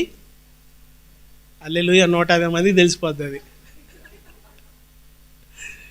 150-160 మందికి తెలిసిపోద్ది. దానికి కూడా కనుక ఏడిసి చెప్పింది మనం చెప్పకూడదు అనుకో, మా అర్థం చెప్పేస్తారు. ఆమెకి నీ భారం ఎవరికి చెప్పాలా? నీ కష్టం, నీ బాధ, నీ అవిధేయతలు, నీ దోషాలు, నీ వ్యక్తిగత, నీ బలహీనతలు, నీ రహస్యాలు, నీ రహస్యం ఉందే మానవుడితో పంచుకోవద్దు. దేవుని పాదాలు ముందు పెట్టు. ఈ విషయంలో బలహీనుడిని ప్రభువా, ఈ విషయంలో బలహీనరాలని ప్రభువా. నీ రహస్యాలు చూస్తే అసహ్యం వేస్తుంది. నువ్వెవరికైనా చెప్పావంటే అసహించుకుంటారు. ఎవరికి చెప్పు, దేవుని పాదాలు పెట్టు.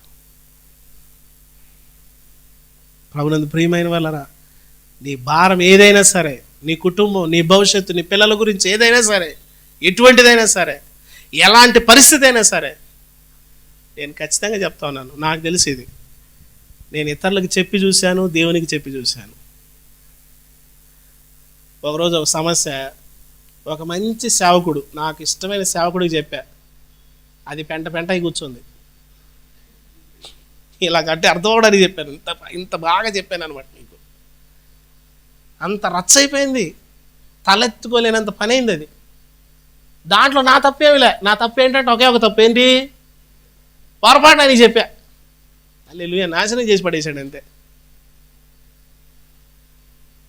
కొన్నిసార్లు వాళ్ళ దగ్గరికి వెళ్తే మంచి సలహా ఇస్తారు అనుకుంటాం, కానీ వాళ్ళు మొత్తాన్ని కొలాప్స్ చేసేస్తారు. మనకున్న లేని మొత్తం పీకేస్తారు వాళ్ళు. పీకేసి వెనకాల నవ్వే రకాల మనుషులు తెలుసా. ఇర్మియా గ్రంథంలో ఉంటుంది 9వ అధ్యాయంలో చక్కని మాట ఉంటుంది, చదువు 4వ వచనంలో. ఇర్మియా 9:4 మంచి మాట ఉంది. అమ్మా, చాలామంది పేజీలు తిరగేస్తున్నారు, కనికరించవా?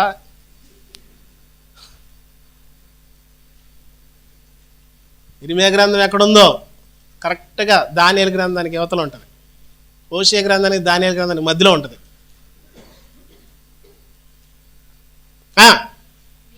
మీలో ప్రతివాడు తన పొరుగువాని విషయమై జాగ్రత్తగా ఉండాలి. ఏ సహోదరునైనా నమ్మదు. నిజముగా ప్రతి సహోదరుడు తంత్రగొట్టు. తంత్రాలు, ఈడు ఎన్ని తంత్రాలు మంత్రాలే. అసలు ఎవరిని నమ్మద్దు. ఏం చేయొద్దు? ఎవరికైనా చెప్పి చూడు, నాశనం చేయకపోతాడు. సవాల్ మొత్తం నిన్ను నాశనం చేసేసి వాడు ఏమి తెలియనట్టు గమ్ము ఉంటాడు. ఏరా నేను చెప్పేవాడు అదే ఒట్టు అంటాడు. అవసరమైతే మొత్తం సర్దుకొని వెళ్ళిపోవడానికి సిద్ధంగా ఉండాలేక అలా చేసేసి ఉంటాడు. జాగ్రత్త. నువ్వు ఎంత అసహ్యమైన పనైనా ప్రభు పాదాల ముందు పెట్టు.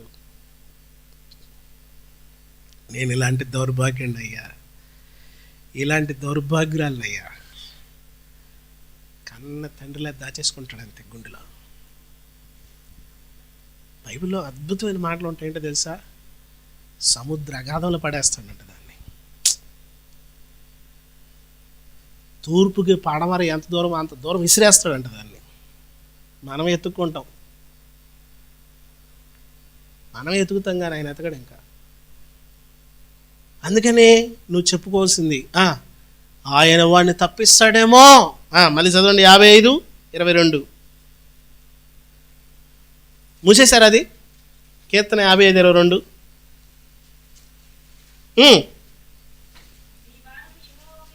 నీ భారము ఏంటమ్మా? మీ ఉందా, నీ ఉందా? మీ చదివారా? నీ భారము యెహోవా మీద మోపము. మరి మనం ఏం చేయాలా? మనం విశ్రాంతి తీసుకోవాలి. ఇప్పుడు ఏం చేయాలి? ఇప్పుడు తినేసేసి మన భారం ఆయన మోస్తున్నాడు కాబట్టి అంత ప్రభువే చూసుకుంటాడు. మనం ఏం చేయాలా?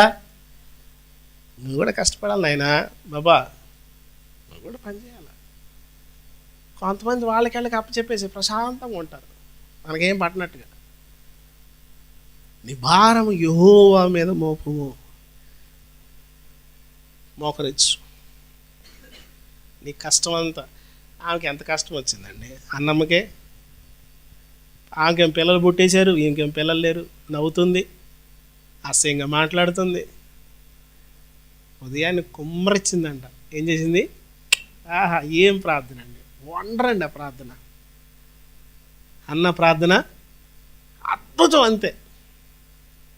పాస్టర్ గారికి కూడా అర్థం కాల ప్రార్థన. అమ్మాయి తాగేసినవి ఏంటి అంటున్నాడు ఆయన. మత్తురాలవై ఉన్నావు అన్నాడు. దైవజనుడా, నువ్వు అనుకున్నట్టు నేను మత్తురాలు కాదు, నా దుఃఖాన్ని దేవుని దగ్గర వెళ్ళబుచ్చుతున్నాను. ఈ భారాన్ని దేవుని ముందు ఎలా పెట్టాలా? గెత్సెమనే తోటలో మన ప్రభువారు ఆయన ఈ లోక భారాన్నంతా తండ్రి ముందు పెట్టాడు. తండ్రి, నీ కొరకు, నా కొరకు, మనకు పుట్టబోయే వారి కొరకు, ఇంకా పుట్టే వరకు అందరి పాప భారాలన్నీ దేవుని ముందు పెట్టేశాడు ఆయన. దానికి పరిష్కారం ఎప్పుడో అయిపోయింది. మరి ఇప్పుడు ఏం చేయాలా? ఆయన మీద అనుకోవాలా, ఆయన మీద విశ్వాసం ఉంచాలి, ఆయన నమ్మాలా. నువ్వేం చేయలేవు, నీ వల్ల ఏమీ కాదు. ఏక కూడా కదలదు, కోడి ఏక కూడా కదలదు నీ వల్ల. నీ పాపాలకి, నా పాపాలకి క్షమాపణ అనేటువంటిది నువ్వు సంపాదించుకోలేవు. అందుకని అంటున్నాడు, నీ భారమును ఆయన మీద. మనం ఏమంటే మనకు మనంగా తప్పిపోయాం. లూకాసు వార్త 15వ అధ్యాయంలో 7వ వచనంలో 8వ వచనంలో ఒక గొర్రె ఉంది. అదేం చేసిందంట? తప్పిపోయింది, దారి తప్పిపోయింది. అది తప్పిపోయింది. చదవండి 15వ అధ్యాయం లూకాసు వార్త. ఆయన వారితో ఉపమానం చెప్పాను. 100 గొర్రెలు ఉండగా వాటిలో ఒకటి తప్పిపోయిన ఎడల విడిచిపెట్టి గాలి వదిలేశాడు అనుకోవద్దు. మళ్ళా ఆయన అలాంటి వాడు కాడు. నమ్మకమైన కాపర్ని పెట్టి వెళ్తాడు ఆయన. అది దొరికినప్పుడు అంట, మనమైతే ఏం చేస్తాం చెప్పు? కర్ర తీసుకుంటాం. ఎద్దు పెరిగినట్టు పెరిగావు. ఎద్దుకి నీకు తేడా ఉందా? బుద్ధి ఉందా? కడుపుకు అన్నం తింటున్నావా? పనికి మాలిన ఎద్దవా, సోంబేరి, సవట, దద్దమ్మ, బడుద్దాయి, ఏంటండి అర్థం కాదు. అది వెంటనే తీసుకునంట ఆయనకి చాలా ఆనందంగా ఉందంట. నేను అనుకుంటాను, ఆ గొర్రె ఎంత దుఃఖపడుతూ ఉంటుందో, నా కాపర్ని బాధ పెట్టేశాను. నన్ను ఒక్క మాట కూడా అనలేదండి ఆయన, ఒక్క మాట కూడా అనలేదు. నేను దారి తప్పి నా ఇష్టం వచ్చినట్టు వెళ్ళిపోతే ఒక్క మాట కూడా అనకుండా నేను దొరకగానే సంతోషంగా భుజం మీద వేసేసుకున్నాడండి ఆయన. ఆ 199 గొర్రెలకి గొర్రెచ్చే సాక్ష్యం ఏంటో తెలుసా? ఎంత ప్రేమ అండి, ఎంత ప్రేమ. మనమందరం గొర్రెల వలె త్రోవ తప్పిపోతుంది. మనం తప్పిపోతే ఆయన ఏం చేశాడు? ఒక్క మాట అనలేదండి. మనమైతే అంటాం, ఎరా రేయ్ ఎంతకాలం కాల్చుకు తింటావురా నువ్వా? ఒక్క మాట. 2025 సంవత్సరాలు ఆయన ఓపికతో భుజం మీద వేసుకుని వస్తూనే ఉన్నాడు. నా బిడ్డ దా పోదా, అయ్యో తప్పిపోయావు బిడ్డ, దా సర్లేరా. నేను ఉదయం ప్రార్థన చేసుకుంటున్నప్పుడు ఒక మాట గుర్తొచ్చింది. నేను ఆ మాటతోనే ప్రార్థన చేశాను, ఇంక వేరేం చేయలే. ప్రభువా మమ్మల్ని అర్థం చేసుకునేవాడు ప్రభువా అని ప్రార్థన చేశాను. ఆయన ఎవరో తెలుసా? నిన్ను నన్ను అర్థం చేసుకునేవాడు ఆయన. మనం బలహీనమని ఆయనకు అర్థం తెలుసు. మనం ఎలాంటి వాళ్ళు అంట? 78వ కీర్తనలో ఒక మాట ఉంటుంది. 78వ కీర్తనలో ఓ మాట ఉంటుంది. నేను ఈ మాటే ప్రార్థన చేశాను ఉదయకాల సమయంలో దేవుని సన్నిధిలో. 38వ వచనంలో, అయితే ఆయన వాత్సల్యపూర్ణుడై వారిని నశింపజేయక వారి దోషమును పరిహరించువాడు.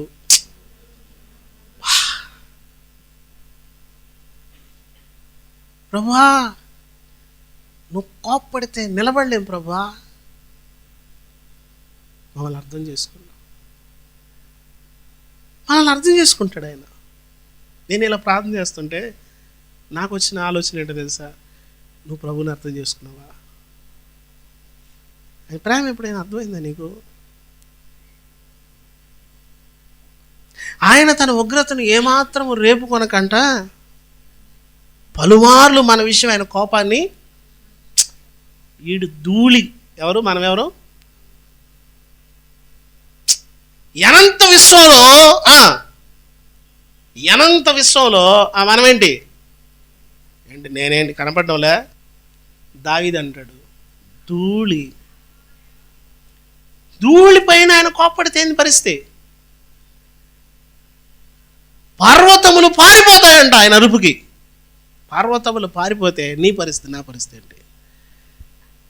నేను ఉదయం ప్రార్థన చేస్తున్నప్పుడు నాకు అనిపించింది, ప్రభువా మమ్మల్ని అర్థం చేసుకునేవాడే ప్రభువా. నేను బలహీనుడిని అయితే నన్ను అర్థం చేసుకుంటా. నన్ను ఆయన ఎలా అర్థం చేసుకున్నాడని ఇక్కడ నేను జ్ఞాపకం చేసుకున్నానంటే, నేను విసరి వెళ్ళి మరలరాని గాలి వలె ఉన్నానని ఆయన నన్ను జ్ఞాపకం చేసుకున్నాడని ప్రార్థన చేశాను. ప్రభువా గాలి వెళ్ళిపోతే రాదు కదా, గాలి వెళ్ళిపోతే రాదు కదా, నేను రాలేనని నువ్వే వచ్చావా? ఆయన నిన్ను అర్థం చేసుకుంటున్నాడని నీకు అర్థమైందా? ఆయన నిన్ను అర్థం చేసుకుంటున్నాడన్న సంగతి నీకు అర్థమైందా? నువ్వు రాలేవని ఆయనకు అర్థమైంది, అందుకే ఆయన వచ్చాడు.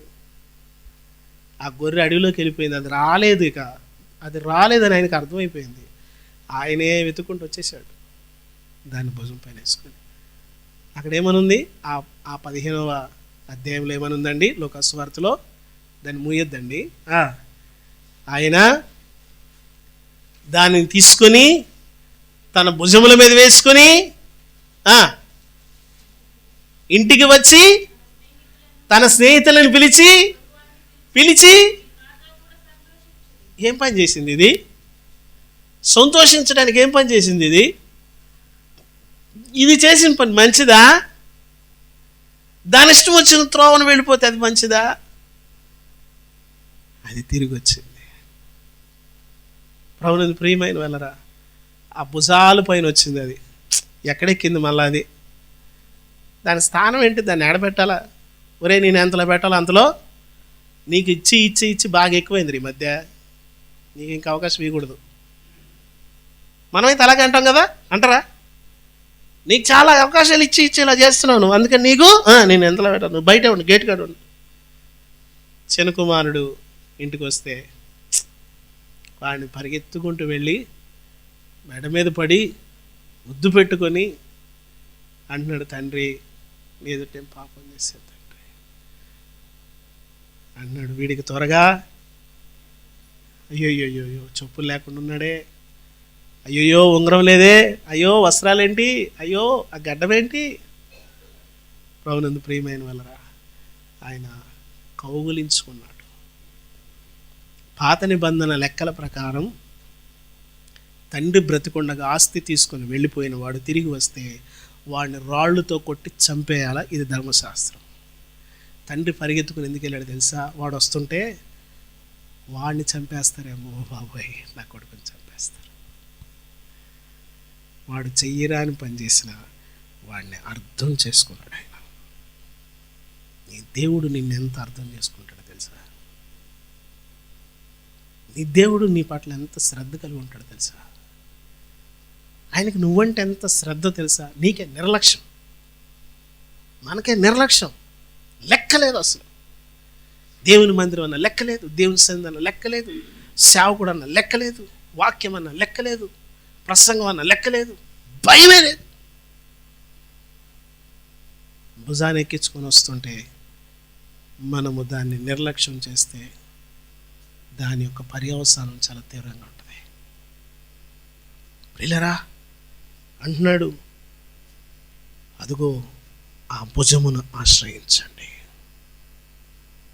ఆశ్రయపురానికి పరిగెత్తుకుని వెళ్ళి ఆ భుజం మీద ఎక్కండి, అందులో జొరపడండి, మీ ప్రాణాలకి విశ్రాంతి దొరుకుతుంది.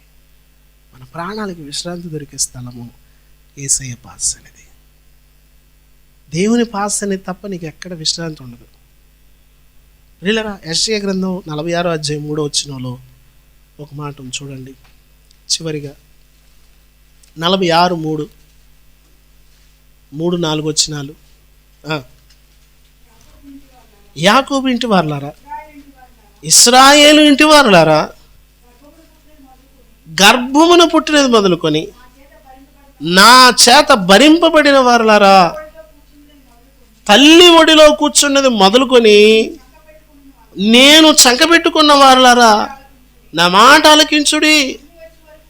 ముదిమి వచ్చు వరకు నేను ఎత్తుకొని వాడని నేనే, తల ఎంట్రుకలు నెరయ వరకు నేను ఎత్తుకొని వాడని నేనే చేశాను. చంక పెట్టుకొని వాడని నేనే, నిన్నెత్తుకొనుచు రక్షించువాడను నేనే. బా, ఆయనే నిన్ను మోసేది, ఆయనే నీకు సహాయం చేసేది ఆయనే. ఎవడు సహాయం చేయడు, గుర్తుపెట్టుకో. అందుకని నువ్వేం చేయాలంటే దేవుని సందులో నువ్వెప్పుడు కనిపెడతా ఉండాలి. నీ బలము, నీ ధనము, నీ డబ్బు ఏది నీకు అక్కరకు రాదు. అది నిన్ను కాపాడదు, అది నిన్ను సంరక్షించలేదు. ఒకడు అంటున్నాడు, ఎల్ఐసి తీసుకోండి పాస్టర్ గారు, పోయాక ఉంటాయి కదా అంటున్నాడు. ఎల్ఐసి తీసుకుంటేనంట పోయాక ఏముండే సుఖం, లాక్కోడానికి పీక్కోవడానికి. వీళ్ళందరూ లాగేసుకుంటా ఉంటలా, ఏయ్ నాకు అది, నీకు ఇది, ఏయ్ ఏయ్ ఏయ్. అదేనా జరిగే సమాజంలో? ఇక్కడ ఏదైనా చిన్నది 1/2 గ్రామున్నా లాగేస్తారు దాన్ని. అమ్మా నానా అంటే లాగేస్తారు. ఏరా అంత ప్రేమ? ఏమిలే ప్రేమ, ఇంకేమన్నా ఉంటుందా?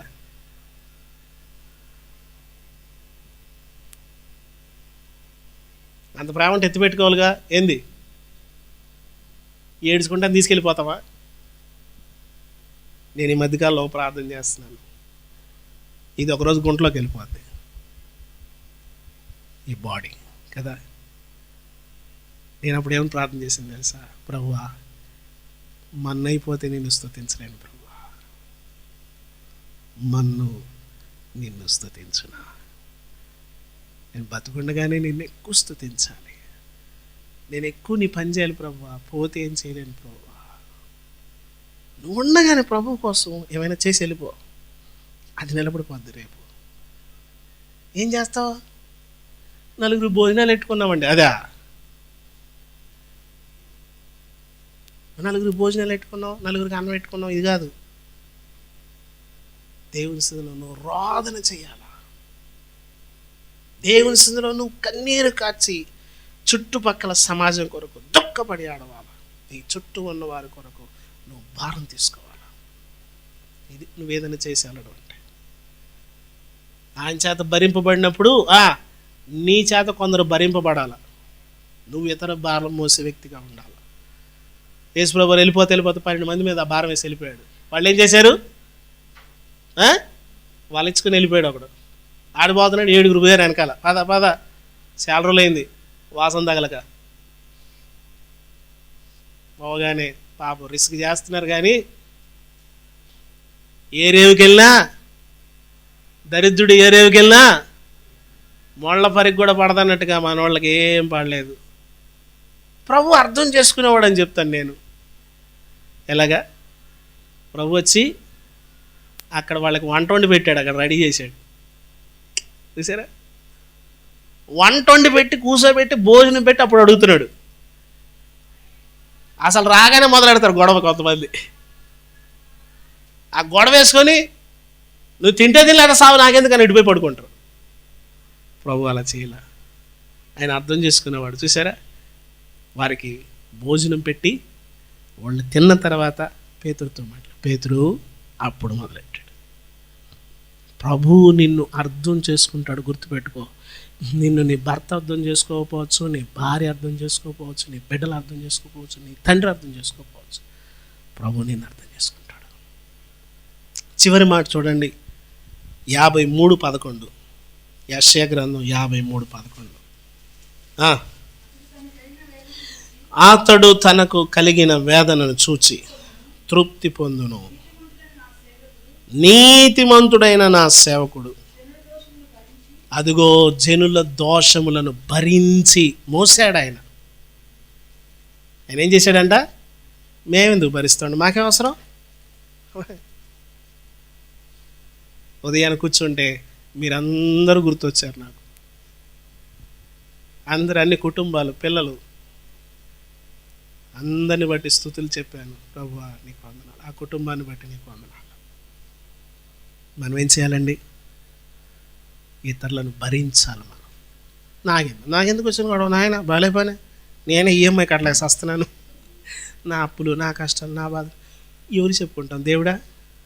అదా అదా దేవుని దగ్గరికి ఏం చెప్పాలా? ఆ వచ్చిన చదువమ్మ, మళ్ళా చదవండి సిస్టర్. ఆయనకి వేదన ఉందంట. ఆయనకి వేదన అయితేనంట, ఆయనకి వేదన అయిందంట. ఆ వేదన ఆయనకి ఎలా ఉందంట? అబ్బా వీళ్ళ గురించి ఈ వేదన తృప్తిగా ఉంది. మనం అంటామా? బాబోయ్ వీళ్ళ గురించి ఎన్ని బాధలు, నాయన ఎన్ని కష్టాలు, దేవుడా అమ్మో అమ్మో అమ్మో అమ్మో రాసి రంపానా అమ్మో. ఎంత చెండ! ఒక్క మాట పడలేమండి, అసలు ఒక్క మాట పడలేం. ఎంత మేమెందుకు పడాలి నాయన? మాకే అవసరం? నువ్వు క్రైస్తవుడే కాదు అసలు. ఒక్క మాట పడలేవు అసలు నువ్వు. తనకు కలిగిన వేదనను చూసి తృప్తి పొందాడంట ఆయన. నీతిమంతుడైన నా సేవకుడు జనుల దోషములన్నీ భరించాడు. ఆయన బిడ్డవైతే నువ్వు కూడా ఏం చేయాలా? సో నా మొక్కట్లు వేసుకుని పుట్టింది అంత నా పోలిక, మా అమ్మ పోలిక. ఏ పోలిక? మన అమ్మ ఏం చేసినట్టు చేయాలి కదా నాన్న, నువ్వు కూడా చేయాలా? మరి మీ నాన్న దోషాలు భరించాడు, నువ్వేం చేయాలా? ఇటుకి పెట్టలేసి కొట్టేయాలా? మరి నీలాంటి వాళ్ళ కోసం, నాలాంటి కోసం పరలోకం సిద్ధమైపోయింది. అవునా?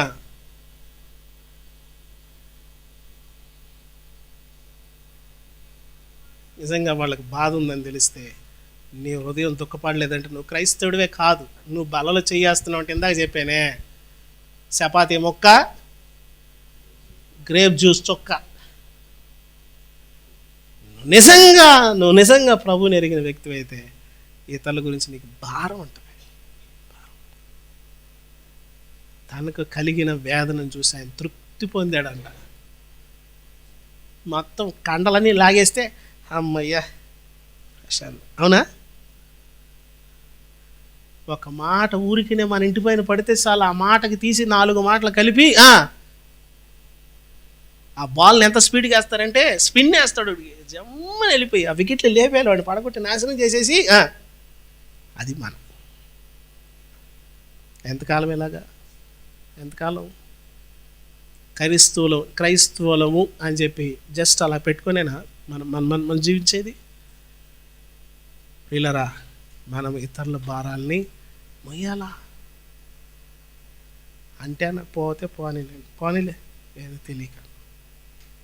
తెలియదులేండి అంటాం. ఎప్పుడన్నా తెలిసి అన్నాడు పాస్టర్ గారు, అన్నీ తెలుసు అమ్మా, మీరు అలాంటి పొరపాటు. మీరు పాస్టర్ గారు ఏమంటారంటే పోనీలే అమ్మాయి, పోనీలే అన్నాం అనుకో, అయ్యి బాబాయ్ అసలు సమస్య లేదు, పోనీలే అని అంటే పోనీలు రాని రచ్చరాని కొట్టుకొని సావండి అనాల. పోనీలే అన్నమాట. అవే ఎన్నిసార్లు ప్రభు మనల్ని పోనీలే నా బిడ్డ పోనీలే. నువ్వు మోకరించి ఇప్పుడు ప్రభు క్షమించంటే పోనీలే బిడ్డదా. ప్రభు మనసు ఎరిగితే నువ్వేం చేస్తావు తెలుసా? వాళ్ళని గుండెల్లో పెట్టుకుంటావు. పోనీలే వదిలేసి వెళ్ళండి, పోనీ తెలియదులేండి వాళ్ళకి. తండ్రి వీరేం చేయుచున్నారో తెలియదు. తండ్రి ఈ దెబ్బలు చూసి వాళ్ళ మీద కనికర పడతాడు, కోపపడుకో. ఇది ప్రభు మనసు. భారం అంటే ఇది, భుజం అంటే ఇది, ఆశ్రయం అంటే ఇది. ఆయన దగ్గర వెళితే నిత్య విశ్రాంతిని మనకు అనుగ్రహిస్తాడు. అటువంటి కృప ప్రభు మనకు దయచేయను గాక. ప్రార్థన చేద్దాం. తలలు వంచండి, కళ్ళు మూసుకోనండి. దేవుని సన్నిధిలో నిజమైనటువంటి క్రైస్తవుడు, నిజమైన క్రైస్తవురాలు ఏ విధంగా ప్రభువుతో నడుస్తాడో ఆ విధంగా నడవడానికి మనం ఎప్పుడో తొట్టిల్లిపోయాం, ఎప్పుడో తొలగిపోయాం. ప్రభువా, నేను పోగొట్టుకున్నవన్నీ తిరిగి నాకు ఇవ్వడానికి, నేను నష్టపోయినవన్నీ తిరిగి సమకూర్చడానికి నీవు చేసిన ఏర్పాట్లు, ప్రభువా, నీవు చేసిన ఈ కృపలన్నిటిని బట్టి నిన్ను స్తుతించకుండా ఉండలేను. ప్రభువా నీకు వందనాలు. నన్ను సరిచేయండి. ఏ విషయంలో నేను బలహీనరాలను ఆ విషయంలో నువ్వు నన్ను అర్థం చేసుకుంటున్నావు ప్రభువా. నేను ఏ విషయంలో బలహీనున్నో నువ్వు నన్ను అర్థం చేసుకుంటున్నావు. నువ్వు నన్ను అర్థం చేసుకుంటున్నావు కనుకనే నేను సజీవుడిగా ఉన్నాను ప్రభువా. నువ్వు అర్థం చేసుకుంటున్నావని నేను నిర్లక్ష్యంగా ఉండక ప్రభువా, నీ మనసును ఎరిగి నేను స్తుతించి భయభక్తులతో సాగే భాగ్యాన్ని నాకు దయచేవా ప్రభు అని చెప్పి నోరు తెరిచి ప్రార్థన చేయి. ఆయన నీతో వస్తాడు, నేను బలపరుస్తాడు, నీ విశ్వాసాన్ని స్థిరపరుస్తాడు. నీ బలహీనతల్ని ఆయన జ్ఞాపకం చేసుకోడు. ఆయన అర్థం చేసుకొని తిరిగి సమకూర్చే పనిలో ఉన్నాడు. ఆయన నిన్ను సమకూర్చడం ఆయనకి ఇష్టం. నీ బలహీనతలు ఏవైనా సరే నిన్ను సమకూర్చడం ఆయన ఇష్టం. ఆయన నీ మీద కోపపడడు, నిన్ను అర్థం చేసుకుంటాడు. నీ ఇంట్లో నిన్ను అర్థం చేసుకునేవారు లేరేమో కానీ ఖచ్చితంగా నీ ప్రభు అయితే నేను అర్థం చేసుకుంటాడు. నీ హృదయాన్ని ఆయన అర్థం చేసుకుంటాడు. నీ మనసుని ఆయన అర్థం చేసుకుంటాడు. నువ్వే ఆయన అర్థం చేసుకోవట్లేదు. అవును ప్రభువా, నేను నిన్ను అర్థం చేసుకోవట్లేదు, నన్ను క్షమించు, నా బుద్ధిహీనత నిన్ను అర్థం చేసుకోలేకుండా చేస్తుంది. అదిగో కీర్తనకారుడు అంటున్నాడు, విసరి వెళ్ళి మరలా రాని గాలి వలె ఉన్నారని ఆయన అర్థం చేసుకొని తిరిగి సమకూరుస్తున్నాడు. నిజంగా ఆయన్ని మనం అర్థం చేసుకోవాలి. ప్రభువా నీకు వందనాలు వందనాలు అని చెప్పి దేవుని సన్నిధిలో ప్రార్థన చేద్దాం. ప్రభుని స్తుతించండి. మౌనంగా ఉండొద్దండి. మౌనంగా ఎవరు ఉండొద్దండి. మీరు మోకరించిన వాళ్ళు మౌనంగా ఉండడానికి కాదు, మీరు మౌనంగా ఉండని అవసరం లేదు. నోరు తెరిచి ప్రభుతో మాట్లాడండి. ఈ 2025 సంవత్సరంలో అయినా ప్రభుతో, ప్రభువా నీతో సహవాసం చేసి నేను ప్రభువా నాకు కలిగే బాధను బట్టి నేను తృప్తిపడి ఇతరులను భరించే వ్యక్తిగా చేయండి. నాకు ఆ మనసే లేదు ప్రభువా, నేను ఇతరులను భరించే వ్యక్తిగా ఉండడానికి నీ కృప నాకు అవసరం ప్రభువా, సహాయం చేయండి అని ప్రార్థన చేద్దాం. ప్రేమ కలిగిన తండ్రి, మహోన్నతుడా, జీవాధిపతి, ఘనమైన మా స్వామి, మీ పాదాలకు వందనాలు. ఎంత ప్రేమ కలిగిన దేవుడు ప్రభువా. పొరపాటున ఇదిగో పాపం చేసినవాడు, నరహత్య చేసినవాడు ప్రభువా, ఇదిగో షకేము అనేటువంటి ఆశ్రయపురానికి వెళ్ళి ఓ మా ప్రభువా అందులో ఆశ్రయం పొందాలని నీవు చేసిన ఏర్పాట్ల కొరకే వందనాలు. మా దేవా, మమ్మల్ని భుజముల మీద ఎత్తుకొని మమ్మల్ని మోయిటలో ప్రభువా నీవు సంతోషించేటువంటి దేవుడు, మమ్మల్ని ఎత్తుకొనుటలో ఆనందించేటువంటి దేవుడు, మమ్మల్ని చంకబెట్టుకొనుటలో సంతోషించేటువంటి దేవుడు, మా పట్ల మీకున్నటువంటి పారమైన ప్రేమ కొరకే వందనాలు. మమ్మల్ని అర్థం చేసుకునేటువంటి గొప్ప దేవుడుగా నీవు మాకున్నావు ప్రభువా. నీ ప్రేమ కొరకే స్తోత్రాలు. దయగలిగిన మా ప్రభువా, ఇదిగో మా తండ్రి, మా స్వామి, మిమ్మల్ని అర్థం చేసుకోలేక ఎన్నోసార్లు ప్రభువా ఓడిపోయిన విఫలమైపోయిన పరిస్థితులు మా జీవితంలో కోకాలలో ఉన్నాయి ప్రభువా. దయతో క్షమించి మీ కృప ప్రభువా, మీ యొక్క దయను మాకు సమృద్ధిగా దయచేసి నడిపించండి. మాటలు మాకు ఆశీర్వాదకరంగా చేయండి. ఎవరైతే ఈ ప్రార్థన చేస్తూ వారు తమ హృదయాలను మీ వైపు కేంద్రీకరిస్తున్నారో వారందరినీ కూడా మీరు బలపరిచి స్థిరపరచమని యేసుక్రీస్తు పరిశుద్ధ నామములో అడిగి వేడుకొంచున్నాం తండ్రి, ఆమేన్.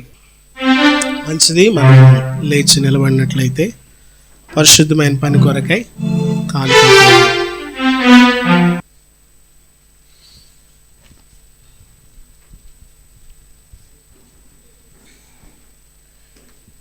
ఆరాధనా స్తుతి ఆరాధనా ఆరాధనా నీకే, ఆరాధనా స్తుతి ఆరాధనా ఆరాధనా నీకే,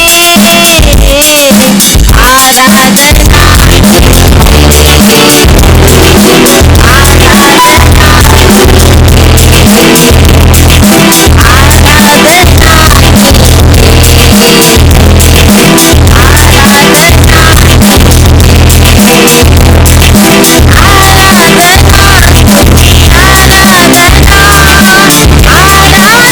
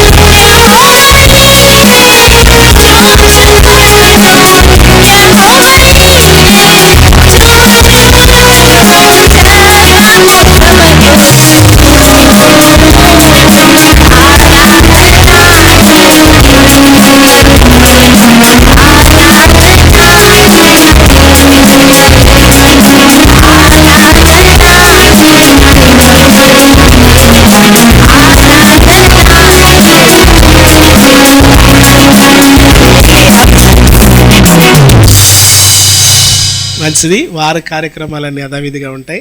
క్రైస్తవ ఉద్యమ మహాసభలు 81వ వార్షిక ఉద్యమ మహాసభలు మన ఆకివీడు సీఎం హై స్కూల్ గ్రౌండ్లో జరుగుతాయి.